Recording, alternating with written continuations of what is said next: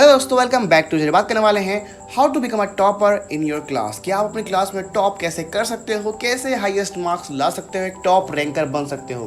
बात करेंगे आज की वीडियो में। तो चलो फिर बिना इंट्रोडक्शन स्टार्ट करते हैं। आज की वीडियो बात करते हैं आज के टॉपिक के बारे में। तो फर्स्ट थिंग इज कि आप सपोज कीजिए कि आप एक रेस में पार्टिसिपेट कर रहे हैं जिसमें एक पर्सन सबसे आगे है जो कि क्लास का टॉपर है, और आप अपने आप को डिफाइन कीजिए कि आप कहाँ पर हैं। अगर आप टॉप रैंकर्स में आते हैं तो आपके लिए टॉप करना थोड़ा आसान होगा, थोड़ा सा आप एफर्ट लगाएंगे तो आप उस टॉपर को बीट कर सकते हो। बट अगर आप एवरेज या बिलो एवरेज में आते हैं तो इसका मतलब ये है कि वो रेस में काफ़ी आगे निकल चुका है टॉपर, और आप अभी रेस में काफ़ी पीछे हैं। तो अगर आपको उसको ओवरटेक करना है तो आपकी स्पीड उस टॉपर से ज़्यादा होनी चाहिए। अगर आप उसकी स्पीड के इक्वल भी भागेंगे, आप बस हमेशा कांस्टेंट डिस्टेंस पे रहेंगे। वो भी आगे बढ़ेगा, आप भी आगे बढ़ोगे, पर आप उसको बीट नहीं कर पाओगे। तो अगर आपको उसको बीट करना है तो आपको उससे ज़्यादा तेज़ भागना पड़ेगा।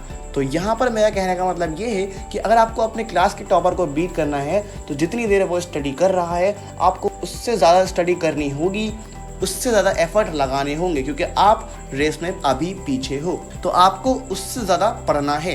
लेकिन अब सवाल ये उठता है कि पढ़ना तो है, लेकिन कैसे पढ़ना है। एक टॉपर कैसे पढ़ता है जिस वजह से वो टॉपर है, और आपको कैसे पढ़ना है ताकि आप उसको बीट कर पाओ। तो आपको टोटल 4 चीज़ें ध्यान में रखनी है जिसके थ्रू आप अपने क्लास का टॉपर बन सकते हो और अच्छे मार्क्स ला सकते हो। तो first thing is understand the concept fully. कि आपके जो भी आप चीज़ पढ़ रहे हो, जो भी आपने सीखा है, उसका कॉन्सेप्ट पूरी तरह से आपको अंडरस्टैंड करना है। ठीक, अब वो आप किसी की भी हेल्प ले सकते हो, चाहे आप एक्स्ट्रा बुक्स पढ़ सकते हो, बट उसकी ज़रूरत नहीं पड़ेगी। उससे बेहतर ऑप्शन है कि आप अपने टीचर से पूछ सकते हो समझने के लिए, या फिर सबसे बेहतर ऑप्शन आप ऑनलाइन यूट्यूब पर सर्च कर सकते हो उस टॉपिक के बारे में, ताकि आप अच्छे से समझ पाओ। और वहाँ पर आपके लिए ऑप्शन भी है कि आप इस टीचर से ही पढ़ सकते हो। अगर उससे समझ नहीं आता है तो आप दूसरा ट्राई कर सकते हो। तो जो आपको बेटर लगता है कि जिससे आपकी वाइब्स मैच कर जाती हैं, तो आप उसके थ्रू उस कॉन्सेप्ट को समझ सकते हो। और जब आप उसको अच्छे समझ जाओगे तो ऑब्वियसली आप एक स्टेप आगे बढ़ जाओगे। ठीक, तो ये हो गई first thing, understand the concept fully. बात करते हैं सेकंड की, जो कि है observe every statement mentioned in the NCERT. कि एनसीईआरटी जब आप रीड करते हो, जो भी आप रीड कर रहे हो, जो भी आप बुक पढ़ रहे हो, उसमें आपको हर एक स्टेटमेंट को अच्छे से समझना है, अच्छे से इसको अंडरस्टैंड करना है, क्या उसका मीनिंग है।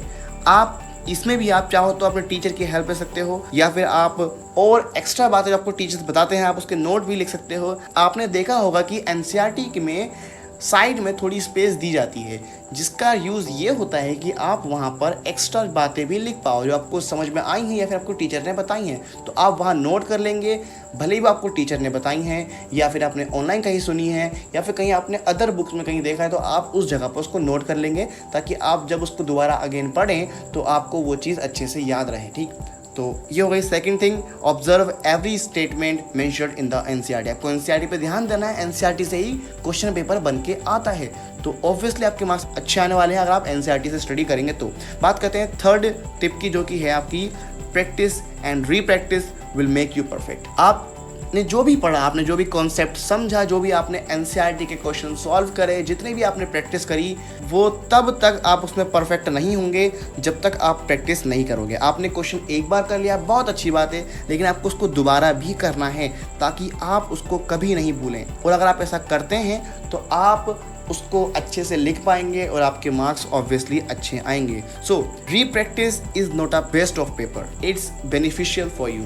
तो आपको करना ज़रूरी है। अगर आप जितना रिवाइज करेंगे आप उस टॉपर को उतनी आराम से बीट कर पाएंगे। तो रिवीजन इज़ नेसेसरी, कि आपको करना ही है। अगर आप वो करेंगे तो आपको रिजल्ट आपके सामने ज़रूर दिखाई देगा। तो ये थी थर्ड थिंग जो आपको ध्यान देनी है, practice, practice and more practice. जितना हो सके आपको प्रैक्टिस करनी है अगर आपको एक टॉपर बनना है तो। बात करते हैं फोर्थ एंड सबसे इम्पॉर्टेंट चीज़ के बारे में। ठीक है, अगर आपका क्लास का टॉपर है, आपने कभी उसको ध्यान दिया कि वो हर क्लास में ही टॉप क्यों करता है? ऐसा क्या उसके अंदर खासियत है? क्यों?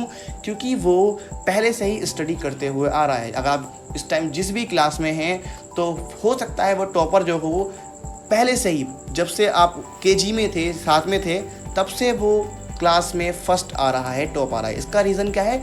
क्योंकि वो day by day, year by year consistent रहा, उसने कंसिस्टेंट स्टडी करी। अगर नहीं रहा कंसिस्टेंट तो वो टॉपर नहीं रह पाएगा। तो इस चीज़ से आप सीख सकते हैं कि अगर आप जिस भी क्लास, फॉर एग्जाम्पल 8, 9, 10 जिसमें भी हैं, तो अगर आप अभी प्रैक्टिस करेंगे तो हो सकता है इस साल ना हरा पाओ उसको, आप इस साल ना टॉपर बन पाओ, लेकिन अगर आप कंसिस्टेंट रहेंगे तो नेक्स्ट ईयर ज़रूर उसको हरा पाएंगे, आप उससे अच्छे मार्क्स ला पाएंगे। और पॉसिबल है कि अगर आपने अभी से ही बेटर स्टडी कर ली, उससे ज़्यादा स्टडी करी, अच्छे से स्टडी करी, तो इस साल आप अपनी क्लास में उससे बेहतर मार्क्स लेकर आ पाओ। अब ये डिपेंड करता है कि आपने अपना एफर्ट कैसा लगाया। तो इन टिप्स को ज़रूर अप्लाई करना।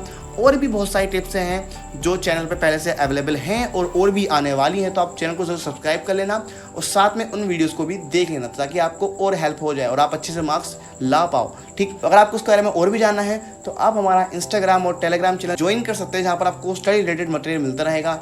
अगर मन में कोई क्वेश्चन और डाउट हो रहा हो तो कमेंट बॉक्स में लिख भी देना। तो चलो फिर मिलता है आपसे अगली वीडियो में, तब तक के लिए all the best, thanks for the watching and piece.